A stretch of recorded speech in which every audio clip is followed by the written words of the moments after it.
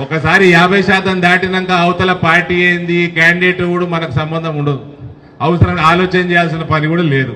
So one of the strongest, not one of the strongest, this is the strongest BJP hold in Telangana.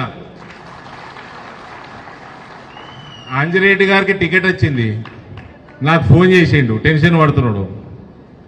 Anji Reddy గారు ఇవాళ మొత్తం ఆయన నియోజకవర్గం ఎన్ని జిల్లాలు ఎన్ని పార్లమెంట్లు ఉంటాయని 6 పార్లమెంట్లలో ఇచ్చినట్టు స్పీచ్ ఈడ కూడా ఇచ్చిండు.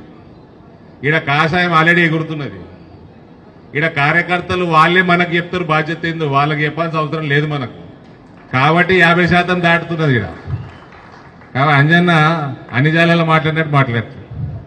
అంజిరెడ్డి గారు టికెట్ రాగానే టెన్షన్ ఫోన్ చేసిండు నాకు, అన్న నువ్వు వేరే అన్ని చూసుకో, నాకు పార్లమెంట్ నడుస్తున్నది, ఢిల్లీ ఎలక్షన్లు నడుస్తున్నాయి, నాకు 2 నియోజకవర్గాలు అక్కడ బాధ్యత ఉన్నది, నువ్వు ఏం ఫికర్ చేయకు, నీకు బ్రహ్మాండమైన మెజారిటీ ఇందూరు పార్లమెంట్కి వెళ్ళి వస్తుంది, నువ్వు వేరే అన్ని చూసుకో అని చెప్పిన. నీకు నీ అంచనా ప్రకారము నిజామాబాద్ పార్లమెంట్లా నిజామాబాద్ జిల్లాల 100కి ఎన్ని ఓట్లు వచ్చి ఉంటాయి నీకు? నాకు ఇంచుమించుగా 70 ఓట్లు వచ్చినాయి.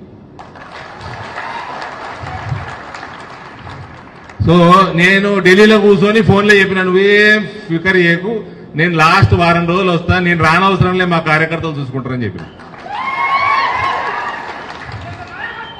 మొన్న అమిత్ షా గారి ప్రోగ్రాము ఇక్కడ చేయడం జరిగింది. కేవలం నిజామాబాద్ కార్యకర్తలు మట్టుకే ఆ ప్రోగ్రాన్ని సక్సెస్ఫుల్ చేసిండ్రు. కేవలం నిజామాబాద్ కార్యకర్తల మట్టుకే ఈ పార్లమెంటులో ఉన్న వాళ్ళే.